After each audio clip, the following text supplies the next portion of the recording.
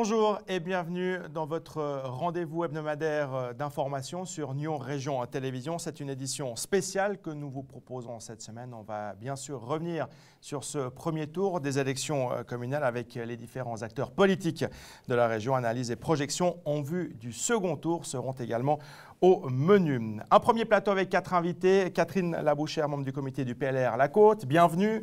Maurice Trebout, membre du comité de l'UDC Côte-Ouest, bienvenue à vous également. Alexandre Demetriades, le président du PS de Nyon Région, bienvenue à vous. Merci. Et enfin Pierre Valène, le président des Verts de la Côte, bienvenue. Merci. Avec vous quatre, un petit tour de table rapide d'abord. Globalement, sur le district de Nyon, quelle analyse vous faites, quels enseignements vous tirez de ce premier tour, Madame Labouchère?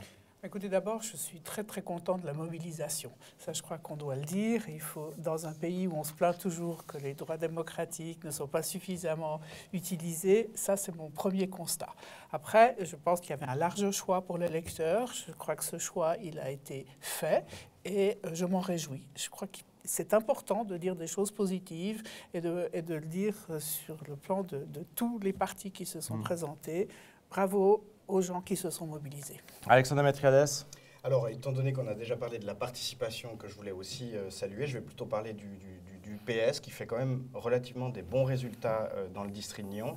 À savoir qu'à Nyon, nous avons passé nos 2 candidats à la municipalité et nous sommes stables au conseil communal. À Rolle, nous montons au conseil communal et nous avons passé 2 sur 3 et nous sommes quasi certains de passer les 3 socialistes. À Gland, plutôt mauvais score, mais le municipal a toutes ses chances de passer à la municipalité. Et nous entrons au conseil communal de Prangin avec plus de sièges que de candidats que nous avions. Donc c'est un résultat relativement positif. Monsieur Trebout. Oui, alors je rejoins mes 2 collègues sur la démocratie hyperactive de notre district. Effectivement, certainement que les votations fédérales ont été pour quelque chose dans cette motivation, dans ce déplacement aux urnes. Et concernant notre parti, les situations des 3 villes étaient un petit peu différentes. Notre parti apparenté avec un centre-droite et dans les 2 autres villes, Relais-Gland, un départ seul. Les résultats ne sont pas équivalents, mais nous sommes contents de la motivation. Alors on y viendra en détail justement à ces 3 différentes villes. Monsieur Valène, pour terminer ce tour de table. Alors, dans 3 villes qui sont Rolle, Prangin et Gland, nous faisons liste commune avec les socialistes. À Nyon, nous sommes partis seuls. On pouvait craindre après les élections fédérales que les votes pour les Verts baissent, comme ça s'est passé au Conseil... Au Conseil national, merci Alexandre. Et alors que la démonstration est faite, que nous avons un électorat extrêmement important, à Nyon en particulier, et que nous avons la confiance de la population qui nous a maintenu à un pourcentage très élevé puisque nous faisons pratiquement 16% des voix à Nyon, ce qui est un excellent résultat dont nous nous réjouissons et qui montre l'attachement qu'a la population aux actions que nous avons menées au cours de la dernière législature. Alors on va prendre maintenant quelques cas particuliers. On va principalement s'intéresser évidemment aux grandes villes. On commence par Nyon évidemment. Daniel Rosla, Fabienne Frémont-Conten et Stéphanie Schmutz ont été élus donc dès le premier tour. Il y aura 7 candidats pour les 4 sièges qui sont encore disponibles. Alexandre Demetriades, évidemment, vous l'avez souligné, le fait que vos 2 élus socialistes soient élus justement dès le premier tour, ça c'est un vrai motif de satisfaction. Au niveau du conseil communal, stabilité en ce qui concerne le PS. Donc tout va bien pour vous à Nyon, vous n'avez pas perdu de plume. Alors, nous n'avons pas perdu de plume. Et puis, une chose qui est différente comparée à il y a 5 ans, c'est que la presse a parfois dit qu'il y avait une locomotive dans les listes pour la municipalité à Nyon, qui était Daniel Rossella. Et en fait, si on analyse bien les résultats, ce qui se passe, c'est qu'il n'y a pas de locomotive, mais il y a vraiment des interdépendances. Sans les candidats PS et Verts, M. Rossella n'était pas élu. Et vice-versa. Nous n'aurions pas eu d'élu à la municipalité sans l'alliance avec Daniel Rossella. Et c'est ce qui nous fait vraiment nous rassembler très fortement derrière Olivier Mayor pour aller dans la même direction, parce qu'il a fait lui aussi un très bon score.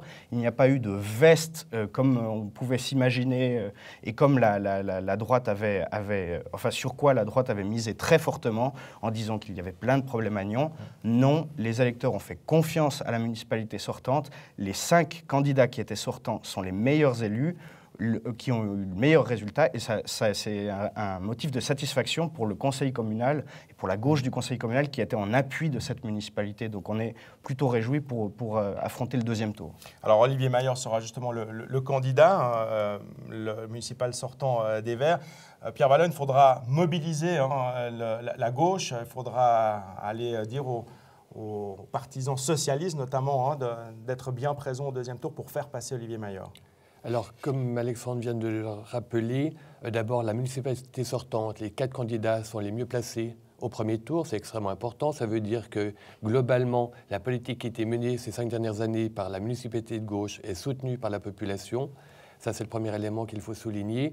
Et c'est sûr qu'Olivier Maillard est le mieux placé des Viennes ensuite. Il a manqué un peu plus de 200 voix à l'élection à la municipalité et que nous sommes convaincus qu'avec une bonne mobilisation de toute la gauche, il sera élu au deuxième tour. Il faut dire aussi que c'est extrêmement important, qu'il y a des enjeux considérables, puisque la majorité au conseil communal de Nyon est très à droite et qu'il faut absolument qu'on arrive à rééquilibrer. Et je pense que ça a bien fonctionné au cours des dernières législatures, ce conseil communal de droite, la municipalité de gauche. C'est la même situation au canton, avec le Grand Conseil et le Conseil d'État. Et nous espérons que la gauche se mobilisera effectivement pour conserver cette majorité de gauche à la municipalité. Il y a des projets majeurs à réaliser dans les 5 prochaines années qui viennent et on a besoin de cette majorité pour le faire. Alors le centre droit repart uni pour ce deuxième tour, alors sans votre candidat UDC, sans Sacha Soldini, avec l'objectif, j'imagine, Catherine Labouchère, de placer ces 4 candidats, de rafler les 4 sièges qu'il reste. Écoutez, je crois que c'est l'objectif. Et on va faire vraiment... On va se mobiliser complètement pour ça. C'est vrai qu'il y avait un choix pour l'électeur, un bloc de gauche, un bloc de droite. L'électeur a choisi. Cela dit, le PLR, on est extrêmement content parce qu'à Nyon, on a vraiment gardé une stabilité. Même si on perd un siège au conseil communal, c'est quand même le plus grand parti du conseil communal. On a 2 candidats de valeur et de notre parti et 2 autres de valeur également pour cette liste de centre droit. Et je pense que là, ça va pouvoir mobiliser les gens. Du côté de l'UDC, on a dû faire le sacrifice de Sacha Soldini. C'était les règles du jeu qui avaient été établies avant le premier tour. C'est pas un peu frustrant quand même quand on a un groupe qui est quand même conséquent. Il y aura 13 élus UDC au conseil communal de devoir renoncer à la municipalité?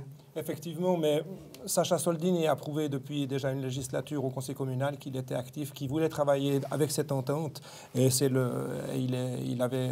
c'était prévu, c'était annoncé qu'il devait se retirer si le 5e, le moins bien élu, devait se retirer pour donner toutes les chances à cette entente. Et l'UDC soutient évidemment ce ticket centre-droit? Effectivement, l'UDC va soutenir ce ticket centre-droit, alors sans problème. Quels seront finalement ce qui pourrait faire la différence? Et là, je m'adresse à vous 4 finalement pour ce deuxième tour. Olivier Maillard va effectivement être largement soutenu et vous allez vous mobiliser pour le faire élire. Sur quoi ça pourrait se jouer finalement dans ce deuxième tour? Alors pour moi, c'est deux dimensions. La première, c'est de dire qu'actuellement, il y a une répartition des dicastères que nous avons maîtrisée, étant donné que nous avons la majorité à la municipalité, et notamment l'urbanisme, notamment le social. Si la majorité change, on va perdre ces dicastères très probablement parce que c'est des dicastères clés. Et là, nous, on a envie vraiment de passer ce message, laisser la possibilité à la majorité de gauche de poursuivre. Les gens ont soutenu Fabienne Frémont-Canton, notamment, par exemple, elle était à l'urbanisme. Si M. Maillard n'est pas élu, elle ne sera plus à l'urbanisme. Deuxième chose, c'est une question de représentativité. OK, il y a l'enjeu gauche-droite, mais au-delà de ça, M. Maillard a un parti au conseil communal qui a 16 élus. M. Hacker des Verts libéraux a un parti qui a failli disparaître et qu'il n'y a plus que 5 élus. Donc rien qu'en termes de représentativité des différentes forces politiques en présence, M. Maillard a beaucoup plus de légitimité d'entrer à cette municipalité parce qu'il a un groupe qui est derrière au conseil communal. Mais si on prend l'ensemble, si on prend la gauche, le centre droit, il y a quand même une majorité du centre droit, 59 sièges pour le centre droit, 41 pour la gauche. Donc là, j'imagine que vous allez jouer là-dessus aussi, sur la légitimité d'avoir une représentation équitable, équivalente, on va dire, à la municipalité. Moi, je dirais que ce qui est important, c'est la cohérence. Et on le voit dans les villes où il y a des cohérences entre le conseil communal et la municipalité, les projets avancent, sont beaucoup moins bloqués qu'ailleurs. Et c'est ça qu'on va mettre en avant, c'est vraiment une multiplicité du centre-droite qui peut être cohérent avec le résultat du conseil communal à Nyon, et on se battra là-dessus. Eh bien, on va passer maintenant à Gland. Enfin, vous vouliez rajouter quelque chose, M. Wallen, tant qu'à faire. Allez-y. Merci à propos de la cohérence. Nous avons passé 5 ans, la dernière législature, avec la configuration majorité de gauche à la municipalité, majorité de droite au conseil. Les 95% des préavis déposés par la municipalité ont été suivis par le conseil. Ça veut dire que ça fonctionne, que l'on peut avoir une majorité à la municipalité à gauche, un conseil à droite, et que le conseil, dans sa grande sagesse, a suivi la quasi-totalité des préavis déposés par la municipalité de gauche. Donc je crois que l'argument de la cohérence, il n'est pas valable. Au contraire, cet équilibre que l'on peut trouver entre la gauche et la droite a démontré qu'il fonctionnait très bien, et on doit poursuivre dans cette voie. Bon, ben ça, ce sera finalement aux électeurs de décider quel genre de cohérence ils souhaitent du côté de Nyon. Alors à Gland, 2 élus dès le premier tour, Gérald Crottigny et Isabelle Monet des GDG. Et puis on va se retrouver donc avec 6 candidats pour ce deuxième tour. C'est bien parti pour les GDG, a priori tout de même. Il y a Michael Rohrer du PS et puis 2 PLR ainsi qu'un UDC qui sont encore en lice, Christine Giraud, Jeannette Weber et Mauricio Di Felice. On était surpris quand même un peu à Gland. On pensait que l'élection serait peut-être tacite, mais la candidature de Mauricio Di Felice oblige donc un second tour. Pourquoi se représenter? Alors Maurizio a déjà fait un score tout à fait honorable. Après, il a fait une magnifique présidence du conseil communal. Et puis, 2 sièges de plus au conseil communal pour le groupe. C'était aussi pour voilà, une question de donner encore une chance aux électeurs et aux gens qui l'ont soutenu. Mais vous avez donc l'espoir, évidemment, de faire passer Mauricio Di Felice à la municipalité. Ben, évidemment. Au détriment de qui, alors? Au détriment... Non, en tout cas, on va pas espérer au détriment du centre-droite, parce qu'il y a quand même... Ils n'étaient pas apparentés, mais il y a quand même une certaine cohérence d'équilibre. Ouais. Alors, le PLR qui part à 2 donc pour ce deuxième tour, avec Christine Giraud et Jeannette Weber. Bah, l'objectif, c'est évidemment de faire passer vos 2 PLR. Oui, bien sûr. Surtout qu'il y a quand même une tendance, je dirais, de pouvoir asseoir une certaine, disons, stabilité, voire même augmentation du parti. On a gagné 2 sièges au conseil communal. Ça veut dire que la relève est là. Et quand on voit les élus, et notamment des élus jeunes, ça veut dire qu'il y a un enthousiasme pour le PLR. Et puis, il y a une logique de garder les 2 sièges. On était... tout à fait, on a analysé de façon très cohérente aussi les résultats du premier tour et on s'est dit que les 2 places étaient tout à fait légitimées si l'électeur choisit cette voie-là. Alors à gauche, Michael Rohrer devrait normalement passer ce deuxième tour. Un mot quand même sur le conseil communal, où là vous avez vraiment effectivement laissé des plumes dans l'histoire. Vous perdez 8 sièges, hein, la gauche dans son ensemble. Ça, c'est pas la bonne nouvelle pour vous de ce premier tour. Oui, c'est clair, le conseil communal de Gland, c'est un peu le point noir de la gauche dans le district de Nyon. Mais ça s'explique en même temps, parce que d'une part, à la base, le PS de Gland avait des personnalités très fortes, comme Florence Gola et Jean-Michel Favé. Florence Gola à la municipalité, et puis M. Favé au conseil communal, mais aussi député et ancien président du PS vaudois. Ces personnes-là, une est partie, et l'autre a dû baisser largement ses engagements politiques de par sa vie professionnelle. Et là, c'est clair que dès lors que ces phares politiques disparaissent ou brillent quelque peu moins, ça a un impact sur le vote. Ça montre à quel point c'est très important de en permanence former une relève et puis d'encourager un renouvellement du parti. Et de ce point de vue-là, je pense que c'est très bien parce que je connais quelques jeunes qui sont dans le PS de Gland et je pense qu'ils pourront jouer ce rôle. Juste l'autre dimension qui est à prendre en compte, c'est le fait que les Verts, là, n'avaient plus de liste. À la base, ils avaient une liste Et là, ils ont disparu. Et je pense que le deuxième travail qu'il y aura à Gland, c'est aussi de reconstruire l'avenir des Verts et puis de les faire réapparaître avec plus de jeunes aussi. Je pense que c'est très important. C'est votre mission, Pierre Wallon, hein, pour ces prochaines années. Clairement, dans le district de Nyon, il y a un électorat qui soutient les Verts. Nyon, on fait la démonstration avec quasiment 16%. Au passage, nous sommes le troisième groupe politique du conseil communal à Nyon, les Verts. Et donc on sent qu'il y a clairement un électorat qui est là pour ça. Malheureusement, le groupe des Verts s'est un peu dissous et c'est de la faute de la disponibilité des personnes, les engagements politiques qui sont lourds, la conciliation avec des vies professionnelles, c'est extrêmement difficile, on en sait tous quelque chose, et il faut effectivement que l'on arrive à remobiliser un certain nombre de personnes qui seraient prêtes à s'engager pour rejoindre les Verts, de telle manière que l'on puisse, dans 5 ans, avoir une liste plus étoffée.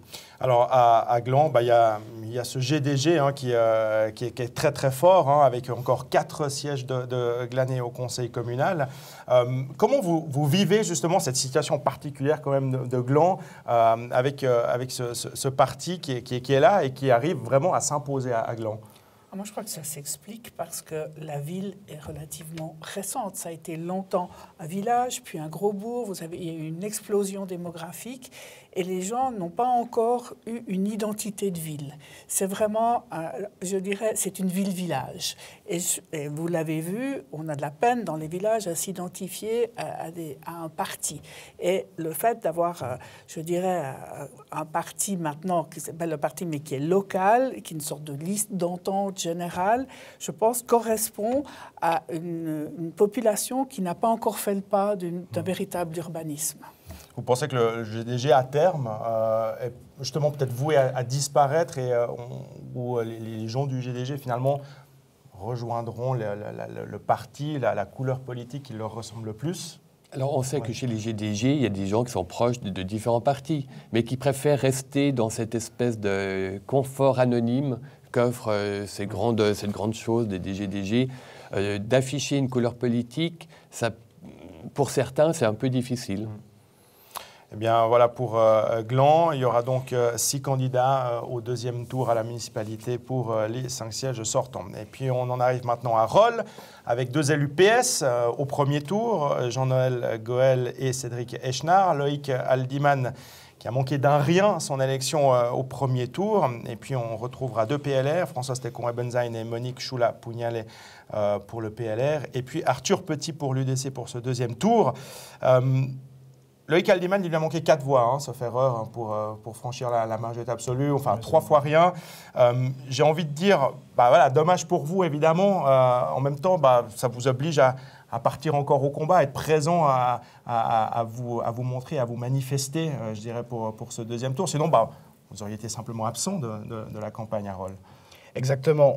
En l'occurrence, je trouve que c'est joli de réunir un parti sur une seule personne qui est, évidemment, il est PS, mais l'autre caractéristique de Loïc Aldiman, c'est que c'est un candidat qui est très jeune.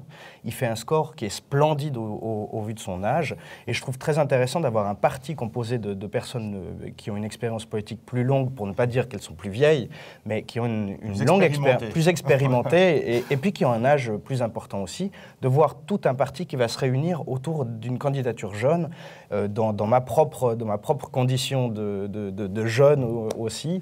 Je trouve ça très joli et je me réjouis de voir le PS Rolle mener cette campagne autour de cette personne qui, je vous en parlais tout à l'heure, à mon avis, est une des personnes qu'on peut vraiment prendre comme les futurs du PS, quoi. Alors Maurice Rebaud, même question que tout à l'heure hein, concernant Gland. Pour Rolle, on pensait qu'il y aurait peut-être une élection tacite pour ce deuxième tour, mais Arthur Petit a donc décidé de se lancer dans la course pour le deuxième. Pourquoi ? Alors, Arthur Petit, c'est sa propre décision. La section du district n'intervient très peu dans la stratégie des villes parce qu'il y a quand même des affinités, des connaissances du terrain qui sont nettement meilleures. Arthur Petit a décidé de repartir parce que pour éviter certainement l'élection tacite. Et puis, il a fait un très bon travail aussi au conseil communal. Malheureusement, il n'est jamais arrivé à s'entendre véritablement avec le reste du centre-droite. Et puis, voilà, c'était peut-être pour marquer un petit peu la différence. Du côté du PLR, vous regrettez finalement qu'on doive retourner aux urnes pour ce deuxième tour ou Non, moi, je ne regrette jamais qu'on doit aller aux urnes. Je pense que ça fait partie de la démocratie. Les gens ont le droit de se présenter et ceux qui disent que ce n'est pas normal, vous ne pouvez pas compter sur moi pour les soutenir. Je pense que c'est assez... Ça fait partie du système politique suisse. Donc c'est le choix de chacun, à chacun de juger. Et si Arthur Petit a jugé, je ne crois pas que c'est à nous de le critiquer. Cela dit, nous, on va se mobiliser très fortement pour faire passer nos deux PLR à la municipalité de Rolle, aussi pour avoir un équilibre.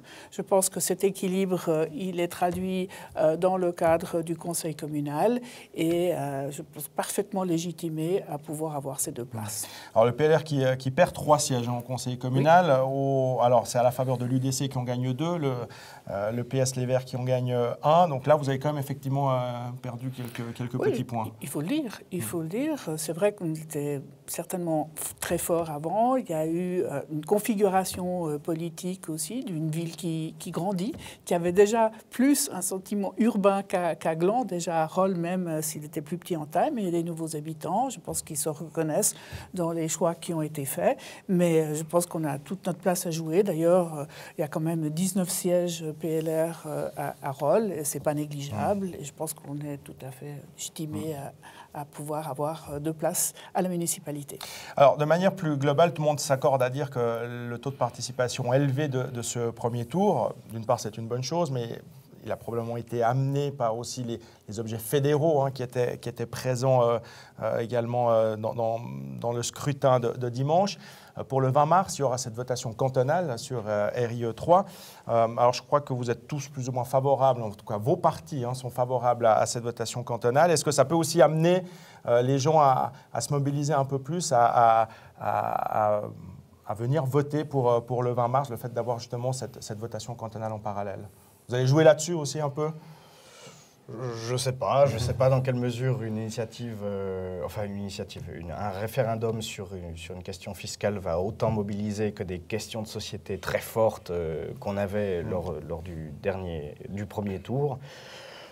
Généralement, je pense que c'est des sujets un peu trop complexe pour la population. Je ne suis pas certain que ça va avoir le même effet. Maintenant, il y a dans ce paquet fiscal des compensations qui sont très importantes pour toute une partie de la population. Donc, de ce point de vue-là, je pense que ça peut avoir un petit effet, mais ça n'aura, à mon avis, clairement pas le même effet que les dernières votations fédérales. Mais on va quand même tout faire pour que les taux de participation ne baissent pas et que ce beau message envoyé par la population soit le même, soit reconduit. Mme Boucher, sur cette question. Oui, je partage cet avis. Je pense qu'il y a eu quand même un effet très porteur de la participation à ces dernières élections et que mon souhait, et je crois qu'on le partage tous, c'est que ça continue, cet effet mobilisateur. On l'avait vu aussi dans le cadre des élections fédérales, il y a un train porteur. Alors, c'est vrai que la votation cantonale, elle est technique, elle est complexe, il y a un volet social qui attire, mais est-ce que ça va mobiliser autant les gens? On peut l'espérer, on fera tout pour ça. Maintenant, il faut être réaliste, même s'il y a un peu moins. Je crois que les candidats qui sortiront des urnes, on ne pourra pas leur contester leur légitimité, même s'il y a un peu moins. Eh bien, merci beaucoup à vous tous d'être venus sur ce plateau pour commenter les résultats de ce premier tour et puis déjà se projeter en vue du second. Il y aura des débats évidemment sur NRTV concernant les villes de Nyon et de Gland que vous pourrez suivre d'ici au 20 mars. Et puis rendez-vous évidemment le 20 mars pour les résultats de ce deuxième tour. Merci d'être venu sur ce plateau. Puis on se retrouve tout de suite avec 4 autres invités pour continuer à commenter justement les résultats de ce premier tour.